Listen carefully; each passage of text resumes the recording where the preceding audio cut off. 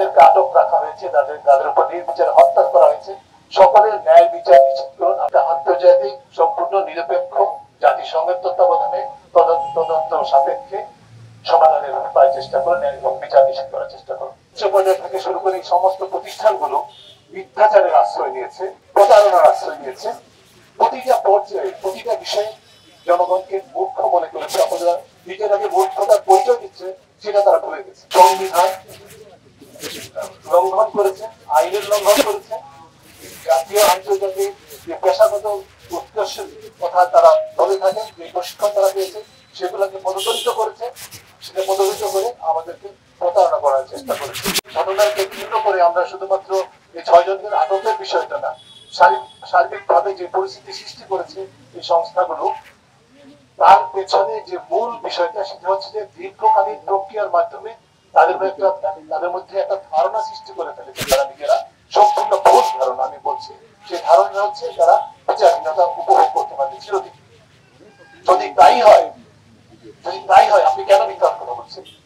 বন্ধ করুন মিথ্যা। আপনি বলেন যে আমি নির্বিচারে গুলি করেছি, রংপুরে ছাত্রকে হত্যা করেছি, আমি নির্বিচারে আটক করে রেখেছি 6 জন সমন্বয়কে, আমি নির্বিচারে সারা দেশের অসংখ্য মানুষকে শিক্ষার বিষয়, শিক্ষকদের বিষয় নির্বিচারে অন্যায় করছি, অধিকার হরণ করছি, মানুষের পাঠশালীতে হরণ করছি, মানুষের ছাত্রদের সম্পূর্ণ যৌক্তিক, সম্পূর্ণ নৈতিকভাবে নৈতিকতার প্রিয়তায় বলিয়ান যে দাবি, সেই দাবিকে যে সরকারও ঘোষণা করেছে, তারা সমর্থন করে, সেই দাবি আন্দোলনে নির্বিচারে আমরা তারা অত্যাচার করেছে এবং তাদের সেটার জন্য তারা লেলিয়ে দিয়েছে তাদের সমর্থন পুষ্ট সংস্থাগুলোকে, যার মধ্যে ছাত্র সংগঠন জড়িত।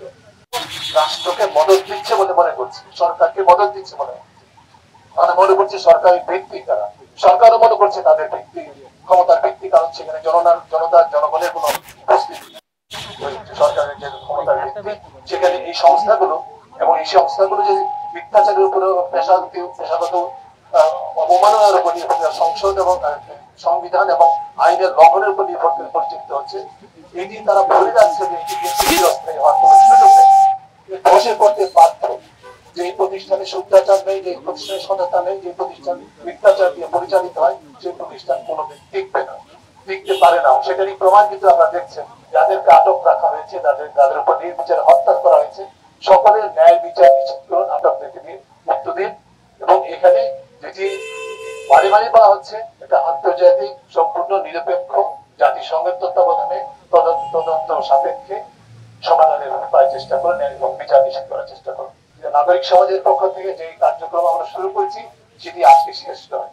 এটি আমরা মনে করি যে আমরা সবাই মিলে আলোচনা সাপেক্ষে আপনাদের সাথে, গণমাধ্যম কর্মীদের সহকর্মীদের সাথে সহযোগিতায় আমরা এই আন্দোলন, এই কার্যক্রম অব্যাহত রাখার